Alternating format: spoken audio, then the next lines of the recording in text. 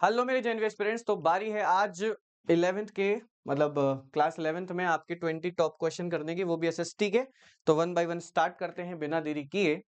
पहला क्वेश्चन हमारा जाएगा जो है यस, हमें बताना है वैदिक पीरियड के बारे में कौन सा स्टेटमेंट पूरी तरीके से सही है। ठीक है, the Rigveda was compose in the later Vedic period, गलत है। पहली बात, ऋग्वेदा सबसे पहले बन गया था। सबसे प्राचीन वेद का जब नाम आता है तो वो सबसे एंशिएंट जो है वो यही ऋग्वेदा है। ठीक है, iron was extremely used in the early वैदिक पीरियड, जो आयरन था उसको यूज किया जा रहा था अर्ली वैदिक पीरियड में, गलत। Varna system became more rigid in the later, हाँ वर्ना सिस्टम और भी ज्यादा रिजिड हो गया था, ये बात सही है, ये बात सही है।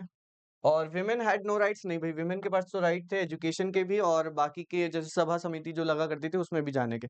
ठीक है, लिमिटेड लेवल पर लेकिन थे, ऐसा लिखा है, लेकिन नो राइट्स ऐसा गलत है, तो सी सही है। ये है दिल्ली सुल्तान्स। ठीक है, इन्हें हमें क्रोनोलॉजी में लगाना है। ठीक है, अलाउद्दीन खिलजी, कुतुबुद्दीन ऐबक, मोहम्मद बिन तुगलक और Balban.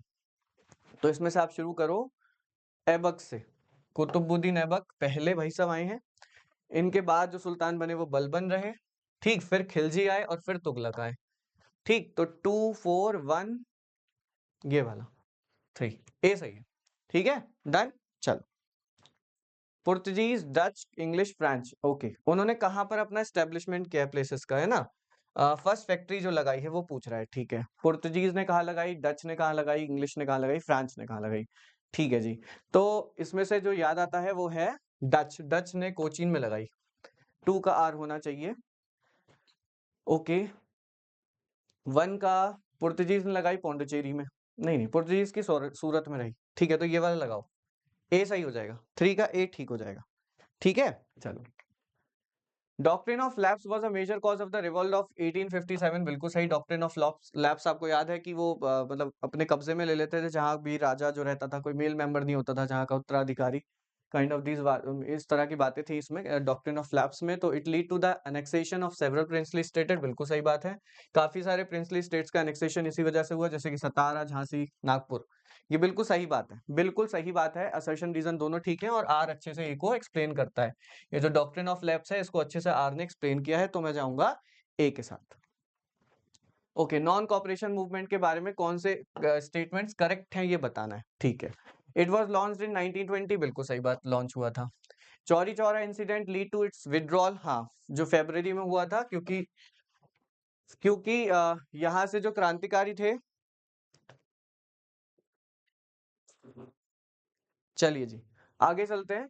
It supports participation legislative council, तो नॉन कॉपरेशन मूवमेंट का लेजिस्लेटिव काउंसिल से तो कोई भी मतलब नहीं था, तो ये तो गलत है। खिलाफत issue was linked with it, हाँ ठीक है, काफी हद तक। तो 1 to 4 ए ऑप्शन सही है, फिफ्थ क्वेश्चन का ए ऑप्शन सही है। चलो, which soil is known as the regur, regur soil को हमेशा पूछा जाता है और मैं क्लास में पढ़ाते समय बताता हूँ कि इसको याद रखना, एक दूसरा नाम इसका वो ब्लैक सॉइल का नाम है। ब्लैक सॉइल को हम रेगुर सॉइल भी बोला करते हैं। ठीक है जी, आगे चलें क्या। चलो, the Himalayas prevent cold wind from central Asia, from central Asia, sorry, अच्छा, एंटरिंग इंडिया, ओके, इंडिया में एंटर करने से ये रोकता है कौन, हिमालय। ठीक है, ये बात सही है। रीजन देता है कि Himalayas are young fold mountain formed by tectonic plate collision, जो हमारे हिमालयस है वो कैसे हैं, फोल्डिंग माउंटेन्स है, फोल्ड माउंटेन्स है और टेक्टोनिक प्लेट्स के कोलिजन से बने हैं, बिल्कुल सही बात है। बट बात सही है, लेकिन इसने इसका रीजन एक्सप्लेन नहीं किया है, इसने इसको एक्सप्लेन नहीं किया है, तो सही तो है बट एक्सप्लेन नहीं कर रहा, बी लगाएंगे। ठीक है, आगे चलते हैं। वेस्ट टू ईस्ट पर हमें रिवर्स को अरेंज करना है।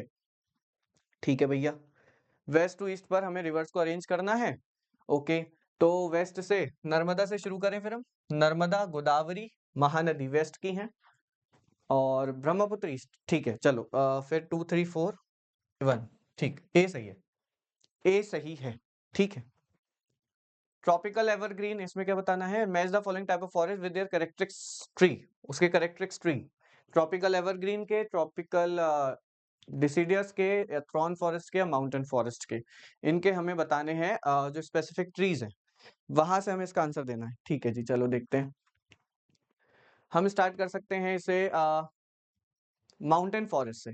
माउंटेन फॉरेस्ट जो रहता है वो वहां पर पाइन और देवदार रहते हैं। ठीक है, 4 का आर होना चाहिए, 4 का आर होना चाहिए, तो ए और सी बचता है हमारे पास। ठीक है जी। चलो, और 1 का क्यू तो मिल ही गया हमको। 1 का क्यू ये वाला रहेगा, यानी कि ट्रॉपिकल का रोजवुड एबोनी, क्योंकि इसमें देखो दोनों में सेम। अब बचता है 2 और 3, 2 और 3 बचता है। ठीक है, तो ट्रॉपिकल डिसीडियस में शीशम साल आएंगे या फिर ये पाइन, सॉरी बबूल। तो ट्रॉपिकल में तो यही जाएंगे, शीशम। ठीक है जी, तो ए ही सही हुआ फिर हमारे पास, ए ऑप्शन करेक्ट है। ठीक है, तो हमें एक तरीके से दो ही ढूंढने पड़े हैं, एक तो ये और एक ये, क्योंकि यहीं पर थोड़ा सा अंतर था। चलो, बढ़िया क्वेश्चन था। विच of the following statement about the renewable energy in India is correct? India के कॉन्टेक्स्ट में रिन्यूएबल एनर्जी के बारे में जो चीजें लिखी है वो बतानी है, सही है या गलत। ठीक है। India ranks first in wind energy production globally, नहीं। Solar energy potential is highest in Kerala, नहीं। आई थिंक तमिलनाडु है वो, लेकिन केरला तो नहीं है। और या Rajasthan. India has significant geothermal energy resource in Himalayas, biogas is drive from the organic waste. हाँ, यही ज्यादा करेक्ट है, डी ही ज्यादा सही है, डी ज्यादा सही है। ठीक है, आगे चलें। Coal is found in evidence in Gondwana rock formation. Gondwana rocks are of sedimentary origin found million of years ago, million of years ago. ठीक है, गोंडवाना के बारे में बता रहा है। ठीक है जी, 11 का ए लगा दो, बिना देरी के 11 का ए। ठीक है, coal is found in evidence in Gondwana rock formation. ठीक है, Gondwana rocks are of sedimentary origin. अच्छा, ओके, सही तो है, सही तो है, बट गोंडवाना के बारे में बता रहा है। ठीक है, ठीक है, ठीक है, बी लगा दो। ठीक है, ये इसको नहीं एक्सप्लेन कर रहा। चलो, which of the following are characteristics of India's railway network? India के रेलवे नेटवर्क के बारे में कौन सी चीज सही है? ठीक है, मतलब कौन, सॉरी सही नहीं, वो कौन कौन से उसके कैरेक्टरिस्टिक्स हैं। ठीक है, India is the fourth largest railway network in the world, सही है।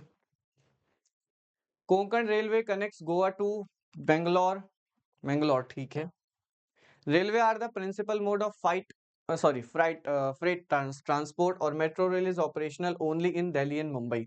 तो मेट्रो रेल तो और भी जगह है, बेंगलोर में भी है ना, तो यही वाली बात गलत है। तो फिर हम 4 हटा दें और 3 तक आंसर ले सकते हैं। फिर 4 गलत हो गया, मेट्रो रेल तो और भी जगह है ना, लखनऊ में भी है नहीं, तो इस वजह से। चलो जी, ये भी अच्छा क्वेश्चन है। प्राइम मिनिस्टर के टर्म्स उनके टर्म्स के अकॉर्डिंग उन्हें क्रोनोलॉजी में लगाना है। मोरारजी देसाई, इंदिरा गांधी 2 बार प्राइम मिनिस्टर बनी है, इसलिए लिखा है सेकंड टर्म, और राजीव गांधी और वीपी सिंह। और एक्चुअली मैं आपको बता दूं, मोरारजी जिस क्रम में लगे ना, ये बिल्कुल सही लगे। पहली बार जब इंदिरा गांधी बनी प्राइम मिनिस्टर, उसके बाद वापस इलेक्शन जब हुए तो फिर वापस वो नहीं बनी।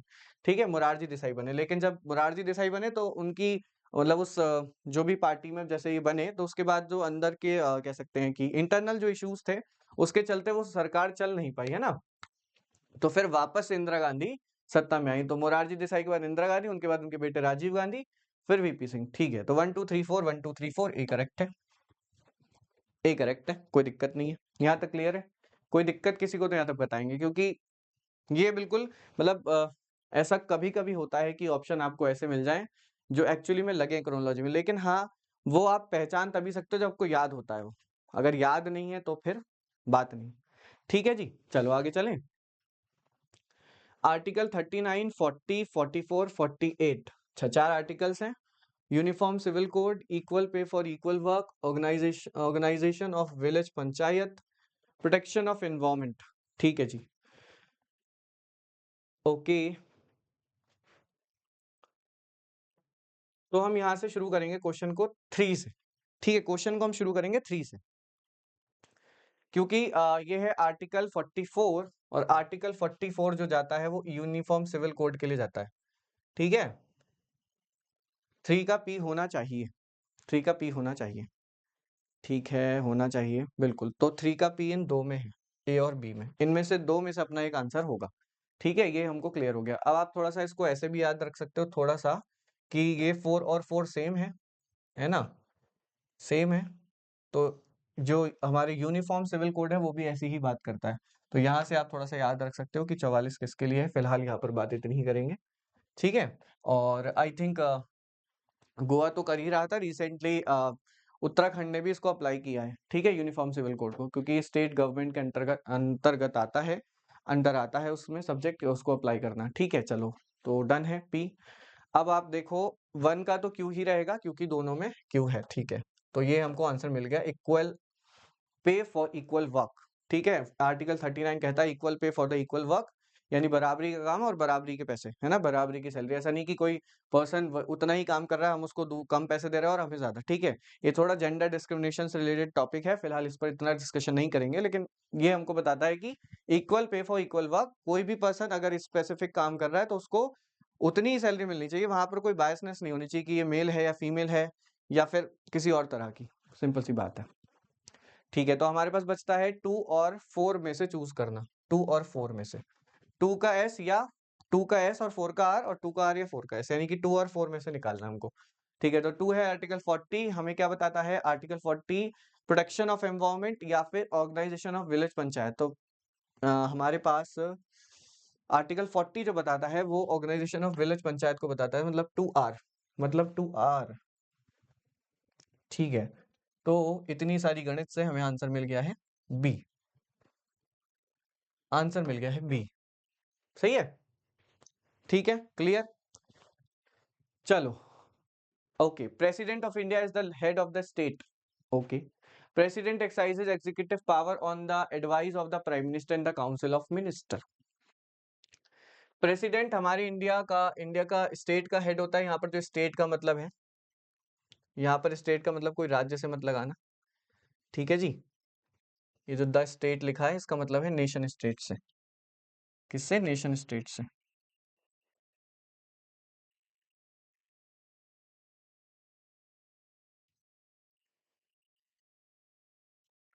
नेशन स्टेट से इसका मतलब है, ठीक है जी। अच्छा, अब पूछ रहा है कि president exercises executive powers of the advice on the advice of the prime minister. हाँ जी, तो आर्टिकल आई थिंक 74, अगर मुझे गलत याद नहीं आ रहा, तो 74 में ऐसा बोला गया है कि प्रेसिडेंट अपने सभी कामों को जो भी वो करेगा वो सभी प्रेसिडेंट और काउंसिल ऑफ मिनिस्टर्स की परमिशन नहीं कह सकते, सजेशन से करेगा, एडवाइस से करेगा, है ना, एडवाइस से करेगा।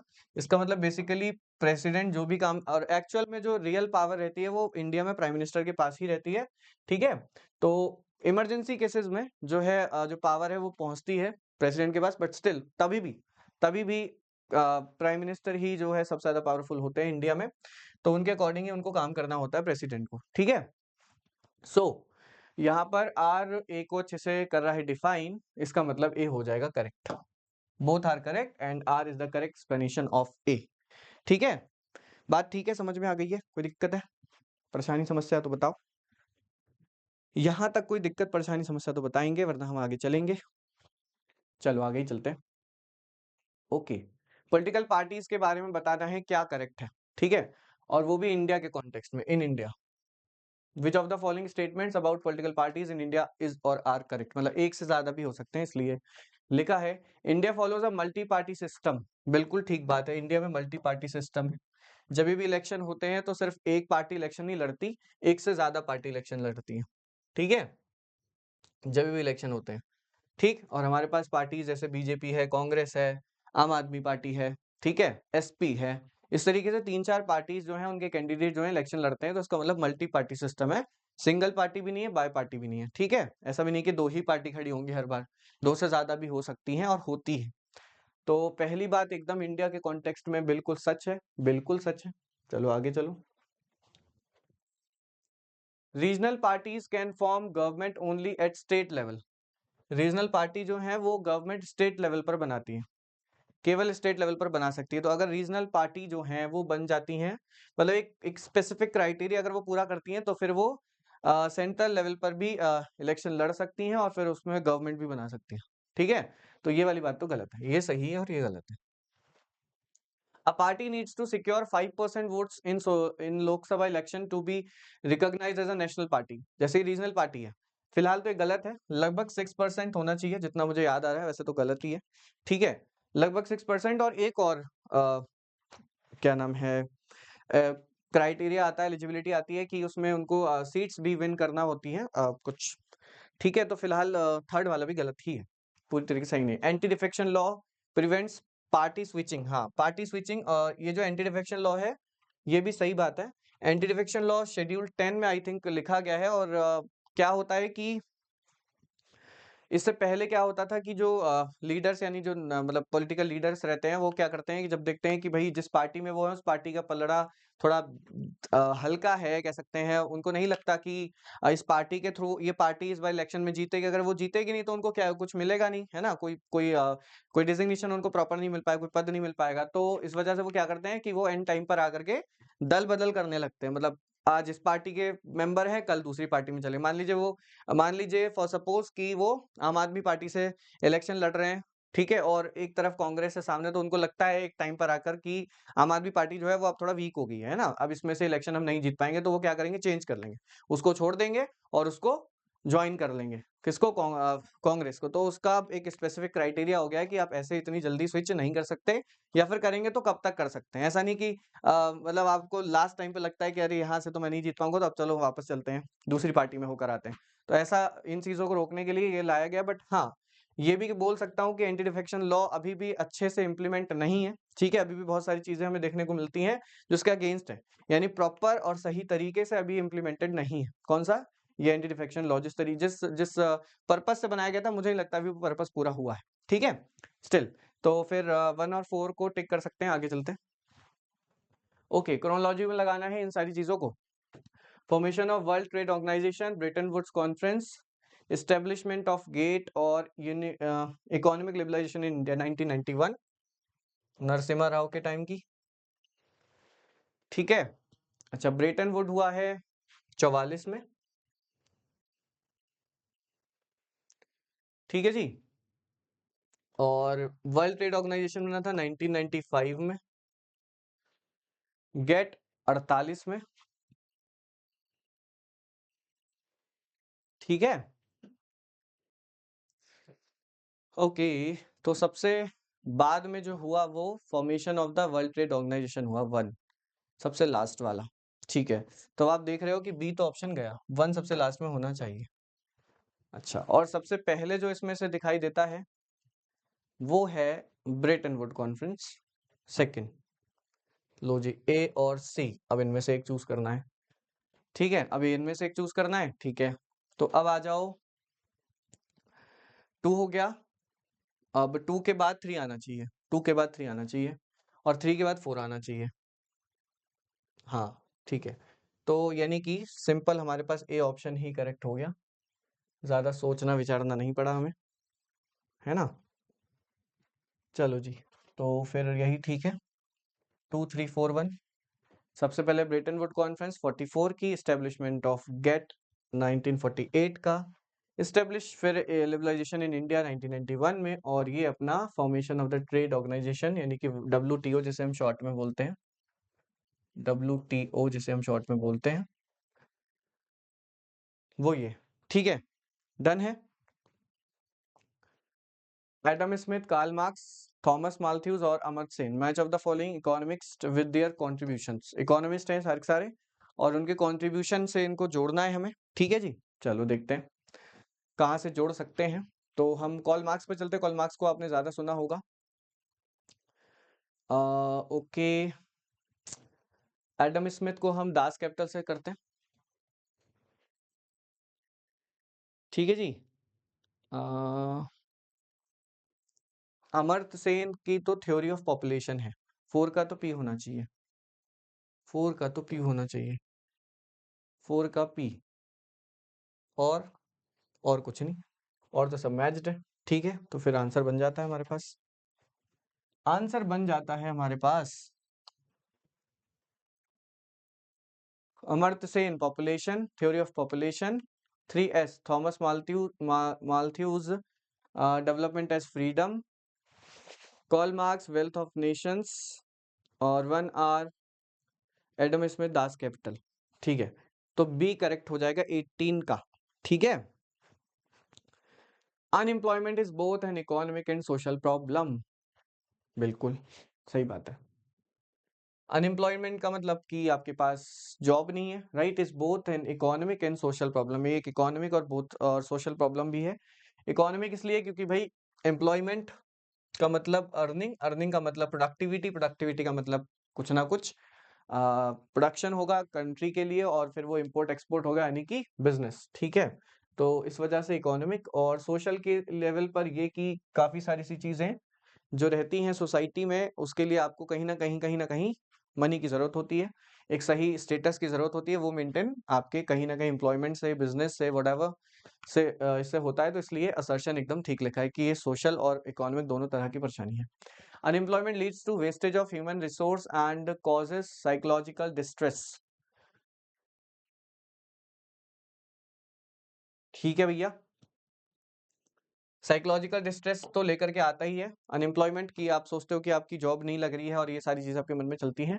और वेस्टेज ऑफ ह्यूमन रिसोर्सेज, और इससे कहीं न कहीं ये ह्यूमन रिसोर्स का वेस्टेज रहता है। ह्यूमन रिसोर्स का मतलब जब ह्यूमन एज़ अ हेल्प आपके सामने होते हैं, ठीक है? ह्यूमन एज़ अ हेल्प, जैसे कि आपको घर पर कुछ जैसे आपके घर पर कुछ खराब हो गया, मान लीजिए आपको लेट्स सपोज़ कि ठीक है, हाँ, लाइट इलेक्ट्रिसिटी खराब हो गई, ठीक है? इलेक्ट्रिसिटी इश्यू आ गया आपको, तो आप इलेक्ट्रिशियन को बुलाओगे, तो वो अब वो पर्सन आया आपके पास, ठीक है? कोई मशीन नहीं आई है, एक ऐसा पर्सन आया जिसने आपकी हेल्प की, तो वो आपके लिए एक ह्यूमन रिसोर्स हुआ, उस टाइम के लिए, ठीक है? उसने आपको आपने उसको पेमेंट की, तो उसने उसके जो पैसे आपने उसको दिए, वो उसकी स्किल के, वो उसकी स्किल के, ठीक है? यस, तो ठीक है, सही बात है, गलत बात नहीं है। Last question, which of the following feature of the Nazi ideology? Belief in racial superiority of Aryans, promotion of the democracy and pluralism. तो भैया डेमोक्रेसी का तो मतलब मुझे लगता नहीं है ऐसा कोई है। रेशियल सुपीरियॉरिटी है, ठीक है चलो। अग्रेसिव नेशनलिज्म है, बिल्कुल सही। एंटी सेमिनिटिज्म, सेमिटिज्म, अच्छा ठीक है, तो 2 तो हटा दो, 1 3 4 लगा दो। ठीक है जी, ए सही हो जाता है हमारा इस तरह से। क्लियर है? तो यहाँ पर हम क्लास को भी खत्म करते हैं। 20 क्वेश्चन यहाँ पूरे होते हैं। उम्मीद करता हूँ आप इसको अच्छे से प्रैक्टिस कर लेंगे। ठीक है? तो जल्दी हम मिलेंगे लाइव क्लास में। Till then keep learning, keep watching. Thanks for attending the session.